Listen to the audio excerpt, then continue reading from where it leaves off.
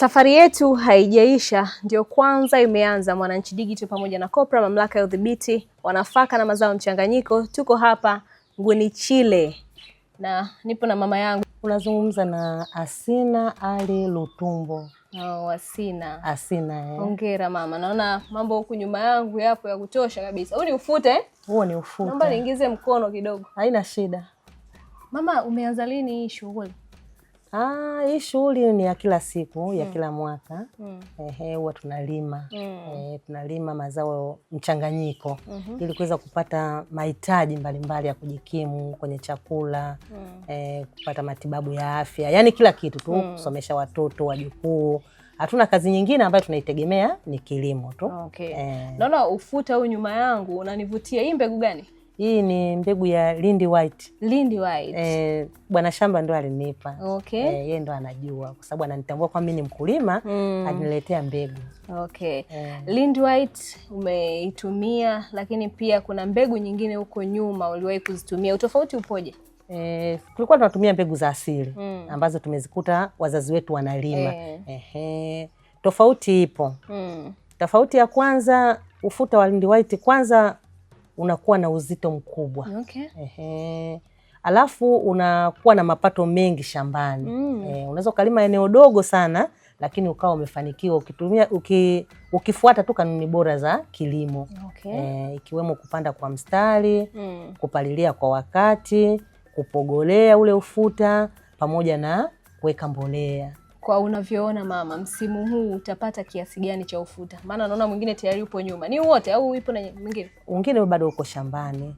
Okay, kwa makadirio? Kwa makadirio, hizi hapa tayari ambazo nimenania hapa zinafika kama kilo 200 na kitu. Ambazo tayari nimeshazichuja, ninaweka ndani kwa usalama. Kwa sababu huwezi ukaacha hiyo mali iko shambani. Kama kilo 200 na kitu hivi. Mama, unafanya kilimo. Ningependa kufahamu kilimo kimebadilisha maisha yako kwa kiasi gani? Kilimo kimebadilisha maisha yangu kwa sababu nina uwezo wa kuchangia gharama kama vile za matibabu, kuwa na bima ya afya kwangu mimi mwenyewe, wajukuu zangu, kuwapeleka wajukuu shuleni, unaona, gharama zingine za maisha, kwa mfano kulipia umeme, unaona, kulipia gharama zote tu, chakula, kila kitu kinagharamia na kilimo. Kwa sababu kama ningekuwa silimi, maisha yasingekuwa hivi nilivyo. Okay. Yaani kwa kifupi mama, vitu vidogo vidogo havikusumbui kabisa. Hamna kitu kama hicho kwangu. Mimi wanalaga usingizi tu. Nakuwa na amani. Hiyo inapendeza sana. Mama, kila mtu ana ile ndoto yake kwamba na malengo kwamba sasa hivi ninalima, nikipata ufuta huu kwa msimu huu nataka nifanye hichi na hichi. Ningependa kutamani. Sasa tumevuna na tayari mzigo upo hapa na mwingine upo shambani. Unatamani ama unatarajia kufanya nini kwa pesa ambayo utaipata msimu huu? Yani pesa nitakayoipata msimu huu, kila pesa iko kwenye malengo tayari. Yes. Kama kugharamia karo za shule za watoto, unaona, kufanya mambo mbalimbali ya kilimo. Kwa mfano mimi ni mkulima wa ufuta pia, lakini pia nalima na korosho. Bado mashamba yanahitaji nini? Yanahitaji fedha kwenye kupalilia hizo korosho. Ili nitakapofika mwezi wa 12 niwe tayari na fedha zingine ambazo zitanipeleka sasa kwenye kilimo cha ufuta. Kwa sababu tunavyozungumza kilimo kina gharama sana. Kama una mtaji uweze ukashughulika na kilimo. Gharama za uzalishaji zimekuwa juu. Kwa sababu hizo kilo 200 ninazozisema, nikija nikwambia gharama zake za kuzalisha hizo ni kubwa sana. Hiyo kazi siwezi nikaifanya mimi peke yangu. Lazima kuwe na vibarua wanaekuja kila siku kufanya kazi kwangu. Okay. Mama, kwa nini ulinunua mzani? Naona una mzani hapa nyumbani. Asante sana. Nilinunua mzani yani nilikuja baada ya kuona kwamba nilivyopeleka galani sijajua kwamba lile shamba nilivyoulima nimelima ukubwa gani, kwa sababu ninayo mizani, ninayo tape measure ya kupimia maeneo yangu. Mimi kabla sijampa mtu kazi lazima nijue nimepima lile eneo kama ni robo au nusu. Kwa mantikio sasa nataka nijue kwamba je, hiyo nusu eka niliyolima ufuta, nimeweka mbolea, nimetumia mbegu bora, je nimepata kiasi gani? Nitakapokuwa napeleka galani basi niwe najua kwamba nimevuna kiasi gani kwenye eneo lenye ukubwa gani. Kilimo ni biashara. Na hata nakumbuka mwaka juzi niliingia kwenye mchakato mmoja, kulikuwa na women gala. Nilipata tuzo ya kuwa mkulima na pia mjasiriamali. Kwa hiyo ninapopeleka mazao yangu shambani sokoni natakiwa nijue kwamba ni kiasi gani nimevuna. Kwa wakati wa sasa ni lazima ujue kwamba vipimo vyangu vya shambani, yani nimevuna nini na ghalani nimepeleka nini. Mama, umeniambia hapo ulishinda tuzo, lakini pia unaendelea kufanya vitu ambavyo vinakuletea maendeleo. Kuna baadhi ya wanawake ambao pengine hawaamini katika kilimo, wanaona kilimo ni kazi ya wanaume. Una kipi cha kuambia? Asante sana mwezeshaji. Mimi binafsi yangu mzazi wangu alikuwa ni mkulima mjasiriamali, mama yangu. Mimi nimezaliwa na yani nimelelewa na mzazi mmoja. Nimelelewa na mama yangu tu, lakini mama yangu alikuwa ni mjasiriamali wa kilimo.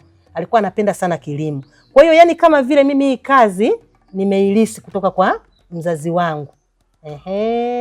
Yani mama yangu yeye alikuwa hata ukimpa kitu chochote, hata kama ukimpa kitenge hivi, kesho utakikuta amechukua mtu mwingine mtaani amevaa. Yani tayari ameshamwambia nilimie hapa nikupe. Umenielewa? Yani ndio iko hivyo. Kwa hiyo yani kama vile ni kitu ambacho nimekilisi, na kilimo pia wanakipenda. Ni kazi ngumu. Naomba nizungumze tu ukweli. Ni kazi ngumu sana. Alafu inahitaji wito. Unapomwambia mtu fanya kitu fulani, yani kama hana uwezo, yani sijui nizungumzeje ili mnielewe. Kwa sababu hata nyinyi wasomi mnajua kabisa kwa nini mmekuwa hivi. Kwa nini msingekuwa madaktari? Unaona? Kwa nini msingekuwa mainjinia? Unaona? Yani nakuja hivyo kama ulivyosoma wewe. Kwa hiyo nikisema niwatoe hofu, sidhani kama inawezekana kwa 100%. Ila tunaendelea kuwashauri. Kwa sababu hata kwenye AMCOS yangu waliwahi kunipa tuzo ya mkulima bora wa korosho, mzalishaji wa korosho bora kwenye AMCOS yangu. Ikanisaidia sana, unaona? Lakini pia wapo watu wameona kwamba hivi hata mwanamke unaweza ukawa una uwezo fulani wa kufanya kazi, sio wa baba tu, lakini nategemea na we mwenyewe jinsi gani umeamua moyoni mwako nini ufanye ili kupambana na changamoto za maisha, ili kuweza kupata pesa za kuweza kujikimu.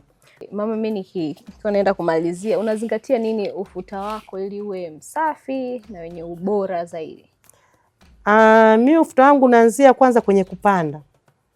Napanda kwa mstari. Na lilo pia mzazi wangu alikuwa pande kwa mstari. Alikuwa analima tu anapata tu kienyeji. Lakini pia mimi napalilia kwa wakati na napogorea ufuta huo. Na nikimaliza kupogolea wakati wa kuvuna na hakikisha eneo lile nilo kwenda kuweka ufuta. Natafuta dawa ya wadudu. Unaona? Naipuliza pale chini kwenye ile ardhi. Alafu nauweka ule ufuta. Hawezi kupanda mchwa, hawezi kupanda mdudu wa aina yoyote.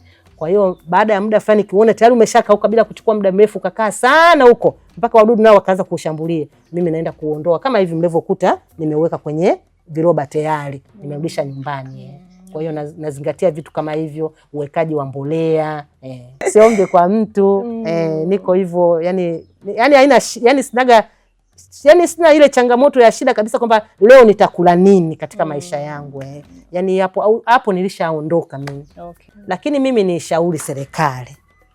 nishauri serikali kupitia idara ya kilimo kuwahimiza vijana kuingia kwenye kilimo. Lakini changamoto kubwa inayowakabili vijana ni mtaji. Mtaji ndio umekuwa shida.